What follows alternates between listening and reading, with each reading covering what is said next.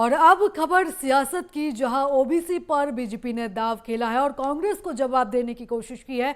तो बीजेपी प्रत्याशियों की 4 सूचियों में अब तक 29% टिकट ओबीसीओ को दिए गए हैं और कांग्रेस लगातार ओबीसी पर राजनीति कर रही है। लगातार जो बयानबाजी हो रही है वो ओबीसी को लेकर हो रही है और इसी कड़ी में अब रणनीति के तहत बीजेपी ने जवाब दिया है कांग्रेस को, जहां पर जब बीजेपी ने अपनी सूची जारी की तो चारों सूची को मिलाकर लगभग 29% ओबीसी उम्मीदवारों को टिकट दिया गया है और एक रणनीति के तहत कांग्रेस को यह जवाब बीजेपी की तरफ से दिया गया है।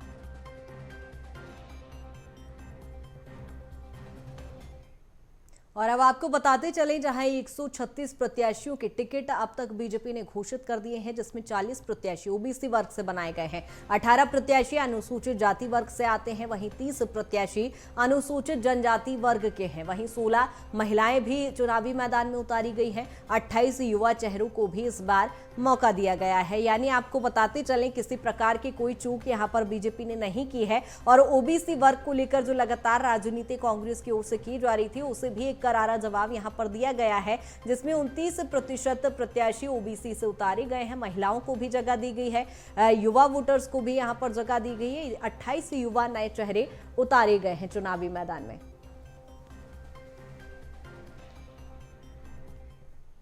और 24 मंत्रियों को अब तक मैदान में उतारा जा चुका है। 3 केंद्रीय मंत्री समेत 7 सांसद भी मैदान में है। 1 राष्ट्रीय महासचिव भी लड़ रहे हैं विधानसभा का चुनाव और 57 विधायकों पर बीजेपी ने एक बार फिर से भरोसा जताया है। तो बता दें कि अब तक बीजेपी 136 नामों का ऐलान कर चुकी है और इसमें 1 राष्ट्रीय महासचिव समेत 7 सांसद और 3 केंद्रीय मंत्री भी मैदान में, और इसी के साथ 57 विधायकों पर बीजेपी ने एक बार फिर से भरोसा जताया है। तो 24 मंत्रियों को अब तक मैदान में उतारा जा चुका है। और चलिए इस खबर पर ज्यादा जानकारी ले लेते हैं, हमारे साथ संवाददाता प्रखर जैन जुड़ चुके हैं। प्रखर, जिस तरह से हर मंच पर कांग्रेस या तो जातिगत जनगणना का मुद्दा उठा रही थी या ओबीसी का मुद्दा उठा रही थी, जब राहुल गांधी ने हुंकार भरी थी शाजापुर में तो इधर पर वो ओबीसी को लेकर भाषण में बोलते नजर आए थे और उसके बाद अब रणनीति के तहत बीजेपी ने जवाब दिया है।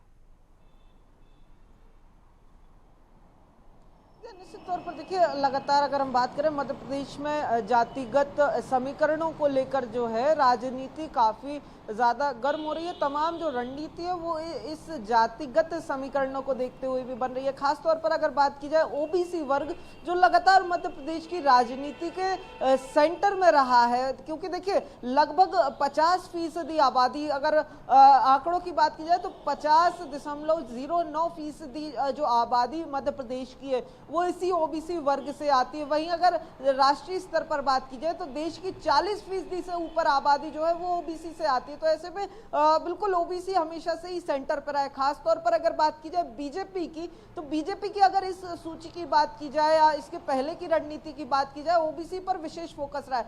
मुख्यमंत्री शिवराज सिंह चौहान लगभग 18 साल बीजेपी का चेहरा रहे और बात की जाए तो शिवराज सिंह चौहान खुद ओबीसी वर्ग का एक बड़ा चेहरा है और ऐसे में लगातार अब हम इस बात से भी बिल्कुल अंदाजा लगा सकते हैं कि किस तरीके से बीजेपी भी इस ओबीसी वर्ग को साथ लेकर चलने की लगातार रणनीति बनाती रही है। खासतौर पर अगर अब इस विधानसभा चुनाव की बात की जाए, जिसमें अब मात्र 30 दिन का समय बाकी है लगभग, तो ऐसे में अब बात की जाए तो बीजेपी ने अभी तक 136 प्रत्याशियों के नाम सामने जारी कर दिए हैं। तो इसमें से अगर बात की जाए तो 29% जो टिकट हैं वो इसी ओबीसी वर्ग को, यानी कि लगभग 40 जो टिकट दिए गए 40 विधानसभाओं पर ओबीसी चेहरे पर ही बीजेपी ने भरोसा जताया, जिनमें अगर बात की जाए मुख्यमंत्री शिवराज सिंह चौहान के साथ प्रहलाद सिंह पटेल, फग्गन सिंह कुलस्ते जैसे बड़े नाम शामिल है। वहीं आने वाले जो नाम है 94 सीटों पर जो नाम आने हैं उनमें भी माना जा रहा है कि जो केंद्रीय मंत्री वीरेंद्र खटीक जैसे ओबीसी चेहरों को फिर एक बार जगह मिल सकती है। तो साफ तौर पर ओबीसी एक बड़ा वर्ग रहा है। वहीं अगर विपक्ष की बात करें तो विपक्ष लगातार ओबीसी को लेकर जो है वो मुखर रहा है, लगातार अपनी रणनीति बनाता रहा है। खासतौर पर अगर बात की जाए 27% ओबीसी आरक्षण की बात लगातार कांग्रेस की तरफ से उठाई जा रही है। कांग्रेस लगातार बीजेपी पर 27% आरक्षण जो ओबीसी को दिया गया था उसको लेकर आरोप लगातार लगाती रही है। कोर्ट में मामले को धीमी गति से चलाने का आरोप भी कांग्रेस लगातार लगाती रही है। इसके अलावा अगर बात की जाए तो हाल ही में एक नई गारंटी कांग्रेस ने दी जिसका फोकस भी सीधा ओबीसी और आदिवासी वर्ग है। जातिगत जनगणना की बात की, बिहार में जिस तरीके से हमने देखा जो आंकड़े निकल कर सामने आए वो ओबीसी वर्ग को लेकर काफी बड़े आंकड़े सामने, और उसके बाद लगातार अब मध्य प्रदेश में जातिगत जनगणना, जातीय जनगणना के भी मुद्दा अब कांग्रेस ने उठा लिया। तो साफ तौर पर मध्य प्रदेश में जिस तरीके से आबादी का जो एक स्ट्रक्चर है खासतौर पर ओबीसी के लिहाज से, उसको देखते हुए मध्य प्रदेश में बीजेपी बिल्कुल प्रखर ओबीसी वर्ग को लेकर राजनीति तो दिखाई दे रही है और करारा जवाब सत्ता पक्ष की ओर से दिया गया है, लेकिन क्या माना जाए कांग्रेस की अभी एक भी सूची जारी नहीं हुई है। ऐसे में ओबीसी वर्ग के प्रत्याशी भी कांग्रेस की लिस्ट में अब दिखाई देंगे।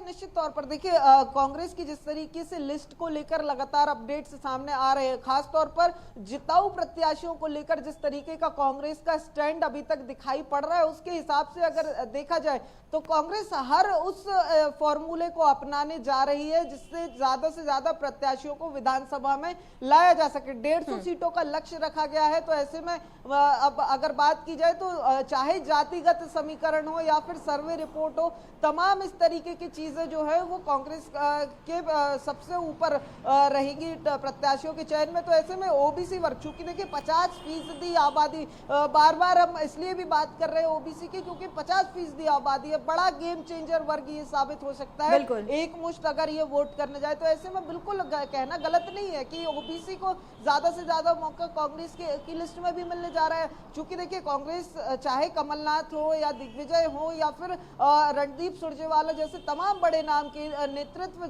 जो मध्य प्रदेश में जिन नेताओं को मिल रहा है, लगातार केवल जिताऊ प्रत्याशियों की बिल्कुल, यानी कुल मिलाकर कहा जाए जातिगत जनगणना को लेकर जो विपक्ष मुद्दा उठा रहा है और जातिगत राजनीति भी इस बार मध्य प्रदेश में दिखाई दे रही है। हालांकि चुनावी परिणाम ही बता पाएंगे कि कितना कुछ इसका फायदा होता है। और बहुत शुक्रिया प्रखर तमाम जानकारी के लिए।